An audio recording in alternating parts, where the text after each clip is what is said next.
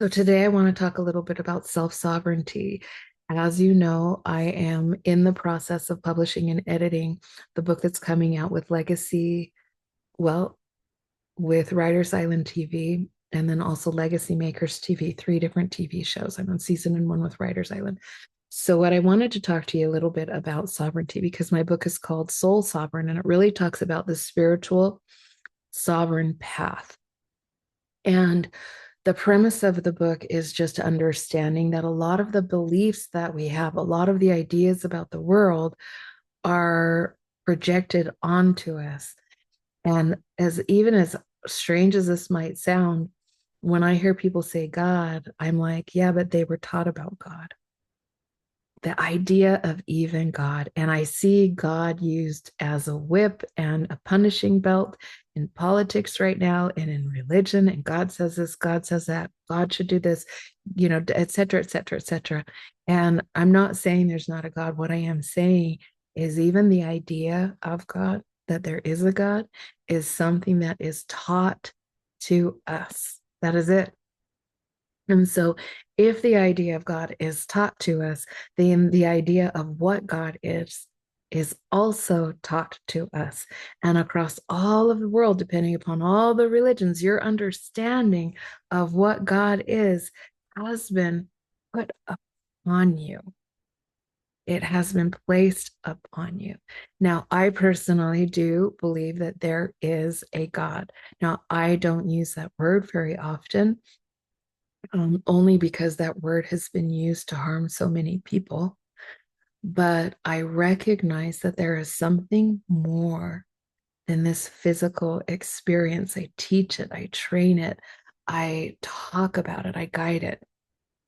But I also know that if there is a child born 1,000 years ago in the jungles of the jungles, and they live their life without religion and they live their life without somebody out there telling them that there is a creator, that they pass away and they find their way to source.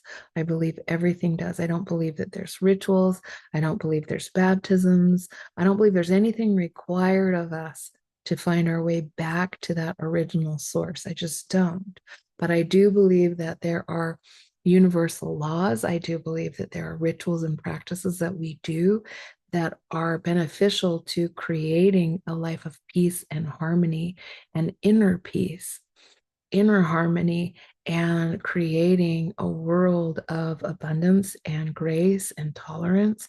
And a lot of times, those structures, which are often used in religion, which are often used in ritual and ceremony, help us to remember that connection to the oneness, to the wholeness, to the allness. And what I see as I've learned from the religions that I have or studied them, that we're all saying the same thing. We're all saying connect to the one, connect to the source, that we can have this conversation with the source. But I also see that's blanketed or cloaked in these ideas of what source is.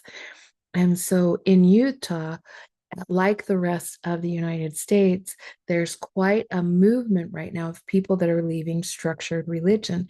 And without that structure, a lot of people don't even know what to do with themselves. They don't even know where to go or what is true and what isn't true. And the way that I like to give an analogy for this is religion in a lot of ways is spiritual concepts that is placed upon us like a cloak or a coat. So imagine if the coat that was placed upon you with these ideas and concepts of spirituality, imagine that as you're wearing it, it's itchy and it's uncomfortable and it doesn't fit quite right. And you're thinking, this just doesn't work for me. I see a lot of people go straight from like that analogy to I'm going to tear the coat off and forget the coat, and they just run around, for lack of a better analogy, topless, naked out in the cold, and they've thrown it all away. And my guidance would be you could also wear a t-shirt. Like if the coat doesn't work for you, put a t-shirt on. If the t-shirt doesn't work, you could put a dress on, put on Levi's. there's a benefit in the world to wearing clothes, but you don't have to wear the clothes that were placed on you if they don't fit right, if they're just uncomfortable. So when we talk about soul sovereignty or spiritual sovereignty, it's kind of weeding through what is true and what is not true for me. An example of this would be tithing. So a lot of people believe in the law of tithing, and the law of tithing would be giving 10% or a certain percentage to a religious organization. I've got to pay tithing, and I can't get into heaven without this unless I give a portion of everything that I earn to an ecclesiastical leader. So if I were going to take that and say, what is true about this?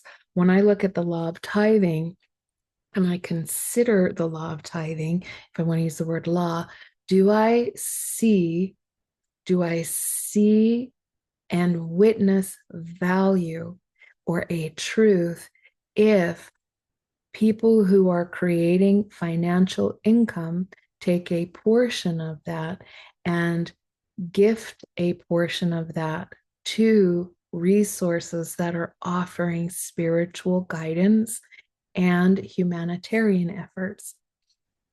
Do I see that as a smart, valuable, good thing? And the answer is yes, I do. I think that I mean, really, like that's supposed to be what the tax system is. Like, it makes sense that however small or large, if we all just give a certain amount, then overall society and everything ends up in a better place. Now, this isn't talking about the corruption that can happen with that in religious or in political tax systems, but the idea, the concept makes sense for a healthy society. So I would say that this is a great, if not law, benefit. This makes sense to me. Now, if this is a spiritual truth, meaning this system in the world could make it a better place if everyone did it, then let's take that because I think that that's a ground level. Okay, so the idea of tithing is actually pretty good. Now, let's ask the question, do you believe if you pay tithing, you have to pay it to the religion that you are? You see, the concept exists outside of the box. So if every single person on the planet was giving, let's say, 10% financial support to where they could see and witness spiritual and humanitarian efforts with results, would the world be a better place? Absolutely. Does that have to be to the religion? So let's go back to the idea of the oneness of the God.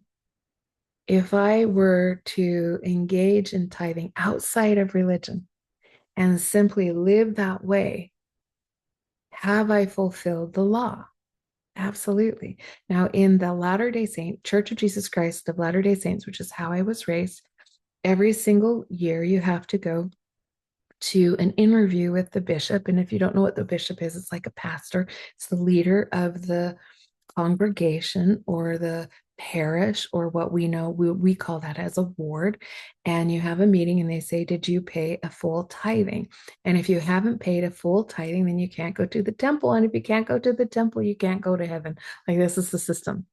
Now, what if I went into that meeting and I said, I have paid a full tithing? They say, well, our records show that you haven't given it to us. Well, I didn't give it to you, but I have done a full tithing. I have fulfilled the law. Because does the money have to go to the religion to fulfill the law? The answer is no, right?